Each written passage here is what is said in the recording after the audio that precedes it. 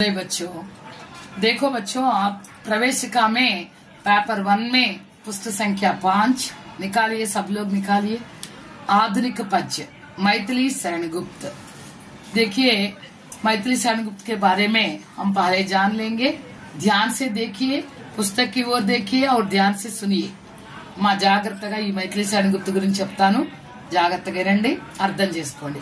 मैथिली शरण गुप्त का जन्म सन 1886 में उत्तर प्रदेश के झांसी जिले के चिरगांव नामक गांव में हुआ था। అర్థమైందిగా పిల్లలు? మైథిలి శరణ్ గుప్తు 1886లో ఉత్తరప్రదేశ్ లోని ఝాన్సీ జిల్లాలో చిరగాం అనే ఊర్లో జన్మించారమ్మా। आपके पिता एक निष्ठावान वैष्णव भक्त तथा व्रज भाषा के मर्मग्न कवि थे। వాళ్ళ నాన్నగారు కూడా మంచి కవి, వ్రజ భాషలో కవి అయిన తర్వాత ఒక మంచి నిష్ఠ కలిగిన వైష్ణవ భక్తుడు అన్నమాట। अतः पिता के संस्कारों का गहरा प्रभाव आप पर भी पड़ा था। దీని మీద కూడా చాలా చక్కటి ప్రభావం పడింది, తండ్రి గారి ప్రభావం। अतः पिता के संस्कारों का गहरा प्रभाव आप पर भी पड़ा था। कविता करने की प्रेरणा भी आपको अपने पिता से ही प्राप्त हुई थी। కవితలు రాయాలి అనే ప్రేరణ వీళ్ళ నాన్నగారి దగ్గర నుంచే మైథిలి శరణ్ గుప్తుకి వచ్చిందమ్మా। आपकी शिक्षा दीक्षा घर पर ही हुई। చదువు ఎక్కడో వేరే స్కూల్కి వెళ్ళి చదువుకోవాలి, ఇంట్లోనే చదువుకున్నారు ఈయన। कड़ी बोली कविता के क्षेत्र में आपको प्रकाश में लाने का श्रेय महावीर प्रसाद द्विवेदी को प्राप्त है। మరి ఆధునిక హిందీ ఎలా నేర్చుకున్నారు, అందులో ఈయన అంత జ్ఞానాన్ని ఎలా సంపాదించారు అంటే ఆ మొత్తం క్రెడిట్ అంతా महावीर प्रसाद द्विवेदी के చెందుతుంది। आप मुख्यतः राष्ट्र कवि के नाम से प्रसिद्ध है। ముఖ్యంగా ఈయన రాష్ట్ర కవి అంటారు। राष्ट्र कवि कौन है बच्चों? मैथिली शरण गुप्त। आपने सुप्त भारत को जागृत करने का सफल प्रयत्न किया था।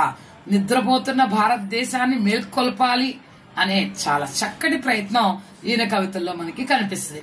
आपकी भारत भारती राष्ट्रीय भावनाओं का मूर्त रूप है। ఆయన రాసిన భారత భారతి అచ్చంగా జాతీయ భావనలు కలిగినటువంటి దేశభక్తికి మారుపేరు అన్నమాట। आपने साकेत नाम से एक महाकाव्य का प्रणयन किया था। साकेत అనే ఒక గొప్ప కావ్యాన్ని కూడా ఈయన రాశారు, जिसे कड़ी बोली के गौरव ग्रंथों में अनुपम स्थान है। ఆధునిక హిందీలో గౌరవప్రదమైన గ్రంథాల్లో దీనికి మంచి స్థానం ఉంది। इस काव्य पर आपको हिंदी साहित्य सम्मेलन का मंगला प्रसाद पारितोषिक तथा हिंदुस्तानी अकादमी का पुरस्कार भी प्राप्त हुआ था। ఈ సాకేత్ అనే కావ్యానికి ఆయనకి 2 బహుమతులు వచ్చినాయమ్మా। ఒకటి మంగళ ప్రసాద్ పారితోషిక్, తర్వాత హిందుస్థానీ అకాడమీ పురస్కార్। आप संसद के सदस्य भी रह चुके हैं। పార్లమెంట్ సభ్యులుగా కూడా పనిచేశారు మైథిలి శరణ్ గుప్తు। आपके अन्य काव्य ग्रंथों में ఈయన యొక్క ఇతర గ్రంథాల్లో యశోధర, జయద్రథ్ వధ్, జయభారతి, పంచవటి, పృథ్వీపుత్ర, కిసాన్ ఆది ఉల్లేఖనీయ విద్వాన్ है। ఈయన బంగ్లా భాషకు కూడా మంచి విద్వాంసులు।